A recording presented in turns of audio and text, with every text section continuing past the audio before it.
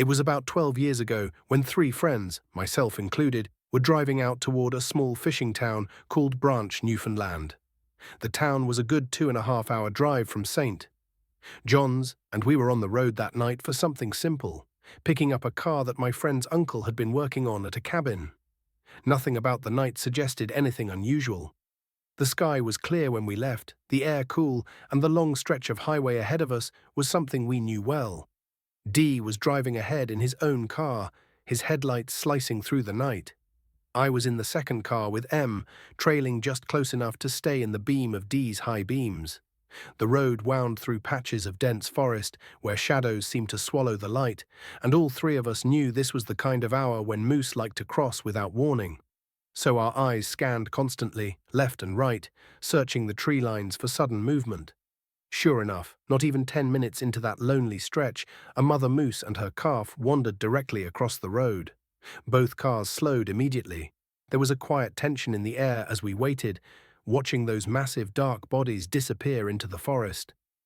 Encounters like that were common but never safe, and with the thought of another animal close by, we pressed forward cautiously, our nerves heightened, our eyes sharper than ever. The road wound again, the kind of curves that pull you deeper into the woods. And that's when it happened. At first, I thought my eyes were playing tricks on me.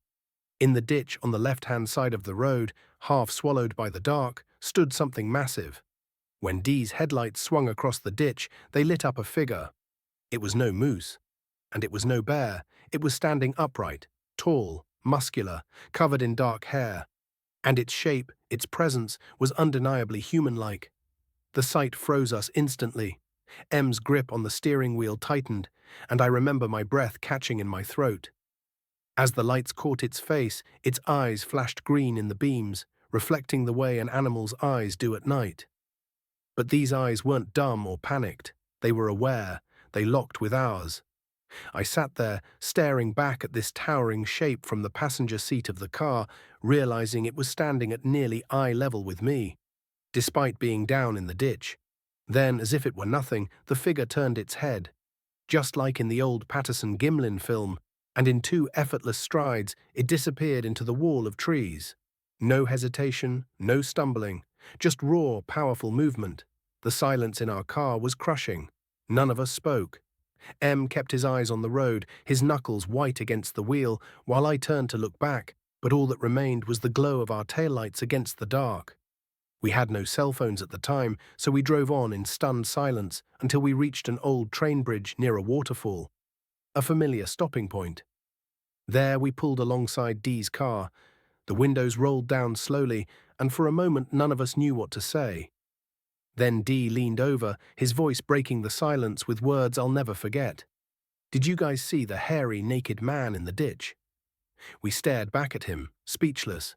There was no debate, no joking, no nervous laughter. We had all seen it, and none of us wanted to step out of our cars in that moment. So we didn't. We just rolled the windows back up and drove off, leaving the waterfall and the bridge behind. People ask me if it could have been a bear. I've lived around bears. I've seen them stumble awkwardly on their hind legs. This wasn't that. This was something else, something massive, something impossible to deny when you've looked directly into its glowing green eyes. That night in Branch, Newfoundland, we all left with the same conviction. What we saw wasn't a trick of the light. It wasn't a story we'd confused in memory. What we saw was real, and it was Bigfoot.